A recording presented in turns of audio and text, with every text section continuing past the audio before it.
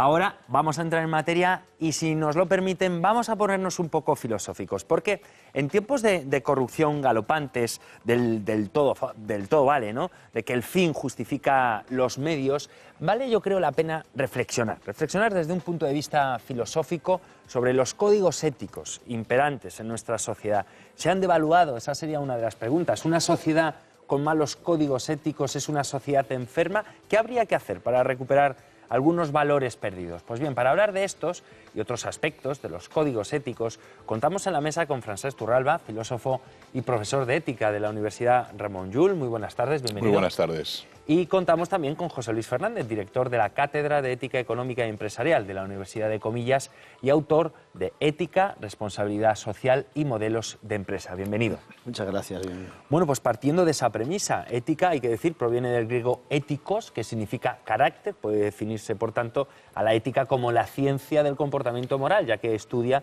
y determina cómo deben actuar los integrantes de una sociedad. Pues dicho esto, ¿cómo definiríamos un código ético, profesor?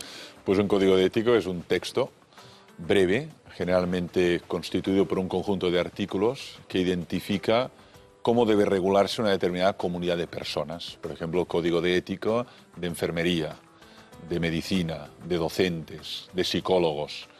¿Qué tienen en común todos esos profesionales y qué deben cumplir en el ejercicio de su profesión? Esto es un código de ética, por lo tanto tiene que ser claro, tiene que ser ágil, tiene que ser lo más inteligible. Identifica un conjunto de normas, por lo tanto de deberes, de prescripciones que deben cumplir todos, más allá de sus creencias, afinidades políticas, edad, sexo. Códigos de ética incluso hasta personales, ¿no, José Luis? Bueno, códigos de ética personales yo creo que, aunque no están explicitados, son tremendamente reales y vigentes. Todos nosotros, todos los días, enjuiciamos las cosas que pasan, nos comprometemos a hacer determinado tipo de cosas y no lo hacemos muchas veces dándonos cuenta de que estamos tomando unas decisiones que nos alinean con unas opciones nuestras, etcétera.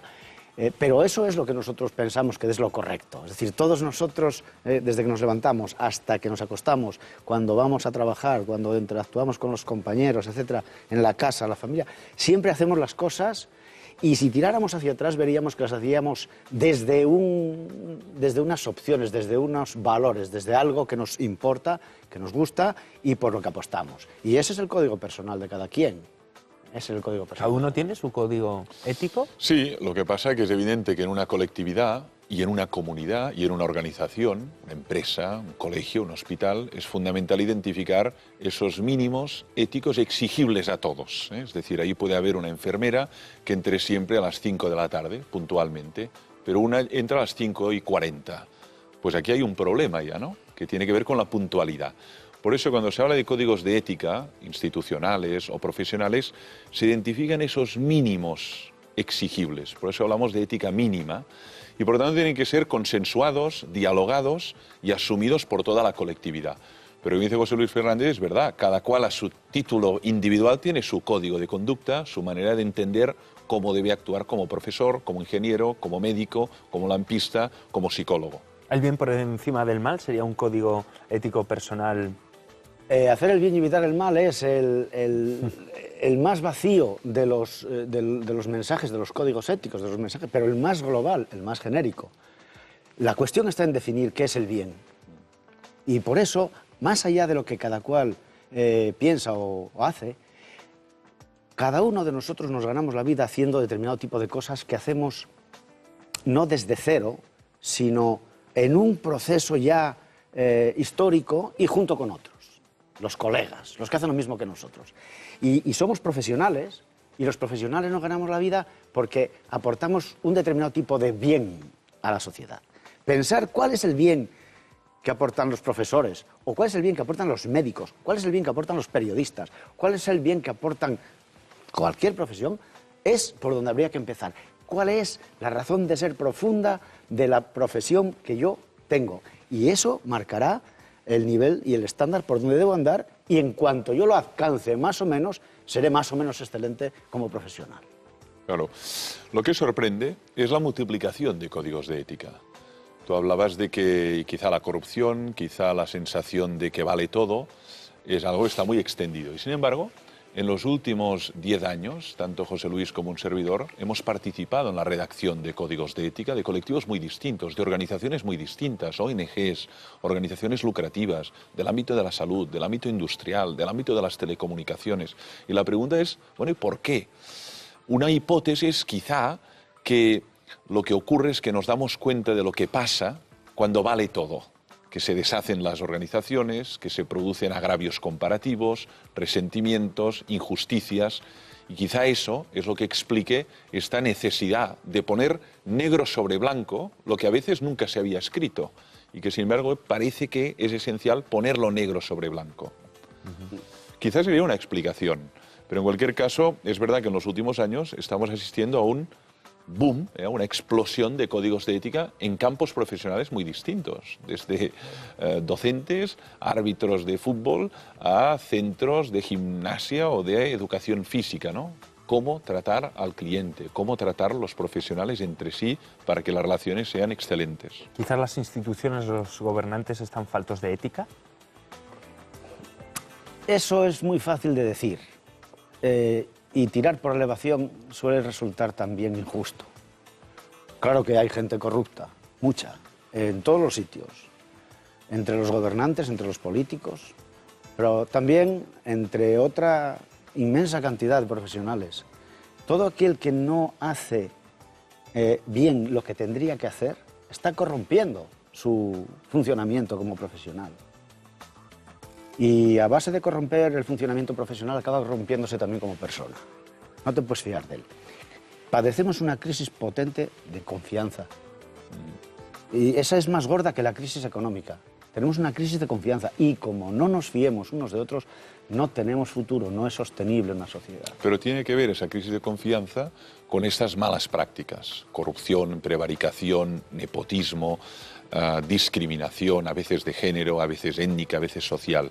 Es decir, una organización que actúa éticamente, que expresa transparentemente qué se hace con los ingresos, qué se hace con el dinero que entra, que cada cual desarrolla su tarea que tiene encomendada, esta genera confianza.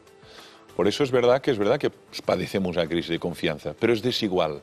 Hay instituciones que la padecen de un modo mucho más acrecentado que otros, y eso tampoco es una casualidad. Tiene mucho que ver con las buenas prácticas que hay en unas y las malas prácticas que hay en otras. De ahí la necesidad de la ética. Porque además, si hay ética en las organizaciones, se genera confianza y se genera, por tanto, más flujo y más interacción entre esa organización y el entorno. Claro, y además hay una cuestión, es decir, cuando hablamos de un código ético, incluso hasta las empresas, muchas empresas tienen un código ético de la empresa, sobre todo las grandes, y sería curioso explicar por qué, ¿no?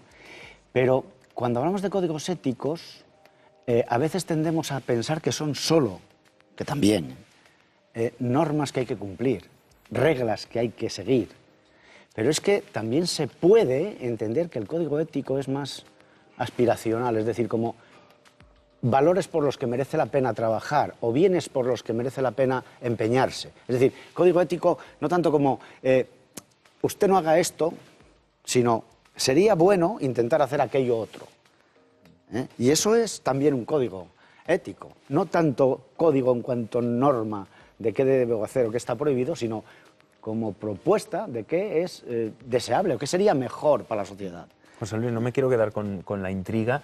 ¿Por qué es tan necesario que una gran empresa tenga sus códigos éticos? Bueno, vamos a ver, hay varias razones. Una, primero, porque la globalización ha complicado mucho la gestión de las empresas. Antes era muy fácil. Éramos todos iguales, del mismo sitio, más o menos de la misma extracción social, con los mismos parámetros, con los mismos valores. Hoy en día hay empresas que tienen 200.000, 300.000 empleados a lo largo de todo el mundo. Y unos son creyentes en tal religión, otros son ateos, otros son budistas, unos son de una cultura, otros son de otra.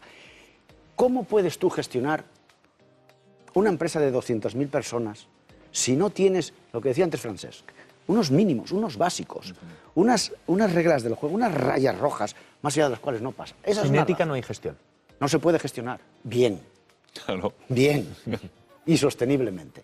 Todas estas quiebras que ha habido, bueno, y que tengas un código ético no garantiza que los que toman las decisiones van a ser muy éticos al tomarlas. Aquí la gente tendrá que acordarse de Enron. Enron era una empresa que ganaba todos los premios de responsabilidad social corporativa a finales de los años 90. Era un gigante de la energía. Era el modelo, era el icono del capitalismo, Enron. Ganaba premios de responsabilidad social todos los años y tenía un código ético. Quebraron la empresa. Desapareció dinero por todos los sitios, engañaban como campeones. Aquello era la corrupción generalizada convertida en sistema. Desapareció la empresa, perdieron el empleo todos los que había ahí, acabaron en la cárcel muchos de ellos, la confianza en las empresas fue en picado, vino más regulación en los Estados Unidos. ¿Y sabes para qué sirven los códigos éticos de Enron? Para venderlos a $200 el ejemplar a los coleccionistas de códigos éticos. Pero eso, José Luis, lo que demuestra es que un código por sí mismo no es garantía de que haya buenas prácticas dentro de la organización y entre los miembros de la organización y los de fuera. Es el caso de eso. De ahí la importancia que a veces nos desafía a los profesores de ética cuando nos dicen, oye, tenéis que ayudarnos a hacer un código de ética. Dices, fantástico. ¿Pero para qué? ¿Como ornamento? ¿Como declaración? ¿Como cosmética? ¿O verdaderamente para que sea efectivo en la toma de decisiones, en la distribución de recursos, en la política familiar, en la política medioambiental? Porque si no, es simplemente un papel que queda bien, pero que además a veces no para nada inspira la práctica de esa organización, como en el caso que José Luis ponía. Sí, sí, es contraproducente muchas veces. Es decir, un código tiene que estar muy claro para qué lo quieres, muy claro que vamos a por él. Es muy importante ver qué contenido tiene, cómo se elabora, cómo se implica la gente en él y luego cómo se pone en funcionamiento y se revisa. Porque no es las tablas del Sinaí escrito en piedra, no, es algo, no es lapidario, es algo que hay que ir haciendo y revisando porque las circunstancias cambian mucho, ¿no? En las organizaciones, en las empresas, en los negocios, en los mercados, la gente. Centrándonos entonces en esa ética empresarial, es crear valor, generar riqueza, sería... ¿El fin de una empresa? El fin de una empresa, claro, depende cómo la entiendas ya. Si dices, es maximizar el valor para el dueño o accionista. ¿Sería ético? Depende. Aquí la pregunta tiene una respuesta. Depende cómo se haga eso. Si se hace apuntando a la satisfacción de una necesidad no suficientemente atendida que ayude a que la gente y la sociedad crezca y se desarrolle, estupendo. Claro. Estupendo. Es que es el negocio, ese es el juego. ¿Pero la crisis ha hecho daño a la ética empresarial o no? La falta de ética empresarial a veces es responsable directa de la crisis económica que padecemos. No solo la falta de ética, cuidado. Muchas veces no hay que andar buscando culpabilidades morales cuando se pueden explicar muchas de las transgresiones por incentivos perversos que gente común tenía a tiro y nadie paraba. Y otros miraban para otro lado, los entes reguladores miraban para allá, los gobernantes miraban para otro sitio, la alta dirección de la compañía, mientras esto fuera Hollywood y ganáramos dinero, no querían darse cuenta de lo que había ahí. Mientras yo vendiera, daba igual a quién. ¿Tenía ese señor capacidad de pagar la hipoteca a la que yo lo estaba metiendo cuando entraba? Las famosas hipotecas subprime en los Estados Unidos. ¿Por qué se vendían si no se iban a cobrar? Porque yo cobraba por vender, no por cobrar. Sí, claro. Claro, son incentivos perversos. Claro. Es decir, no hay que ser malo, es simplemente que esté mal diseñado el sistema. Y entonces... De ahí la importancia de distinguir que una organización tenga afán de lucro, en principio no es negativo. El tema es cómo consigue enriquecerse. Si lo hace a través de mentir, estafar, engañar, generar cualquier tipo de injusticia para ese afán de lucro de un individuo o de una pequeña minoría, entonces sí que aquí tenemos que criticarlo éticamente. Pero también respecto a las ONGs, hoy hay muchos códigos de ética ya en ONGs. ¿Por qué? Porque también se ha sembrado la sospecha de cómo se generan esos recursos, qué se hace con esos recursos, y el donante, el que capitaliza esa organización, quiere tener la seguridad de que el dinero será útil para un determinado colectivo, niños, ancianos, personas desahuciadas, indigentes. Y por lo tanto las ONGs cada vez más están fiscalizadas en su eticidad, si realmente esos bienes que reciben no se los queda una pequeña casta burocrática, sino que irradia al destinatario. Y claro, no solo existe el objetivo económico en ese código ético. No, por supuesto. Es decir, hay ONGs que no tienen finalidad económica, sino resolver necesidades de un entorno muy vulnerable y también necesitan gestionar éticamente esos recursos y dar cuenta de resultados y explicar qué se hace con ese dinero y por qué se contrata a esas personas.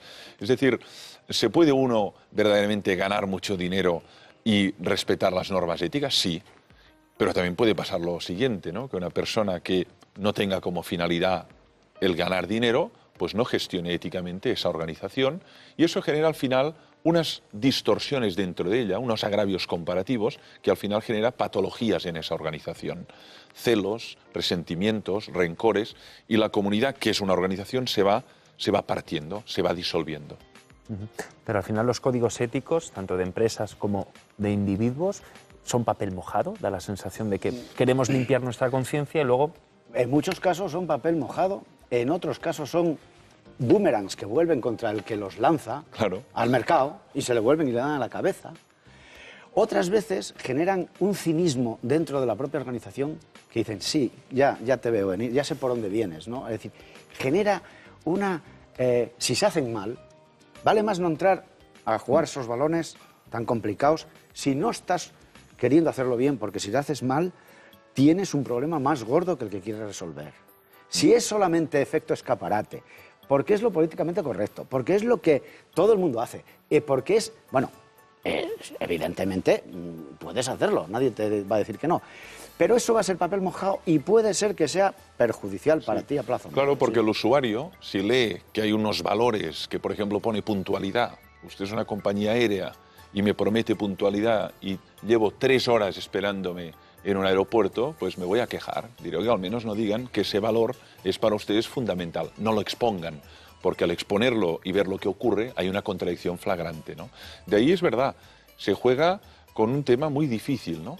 Quizás es mejor no exponer los valores que verdaderamente inspiran esa organización, porque en la medida que uno pone esos valores por escrito y los da a conocer a tinta y a textra de la organización, entonces uno puede pedir responsabilidades, ¿no? ¿Qué pasa con la equidad hombre-mujer?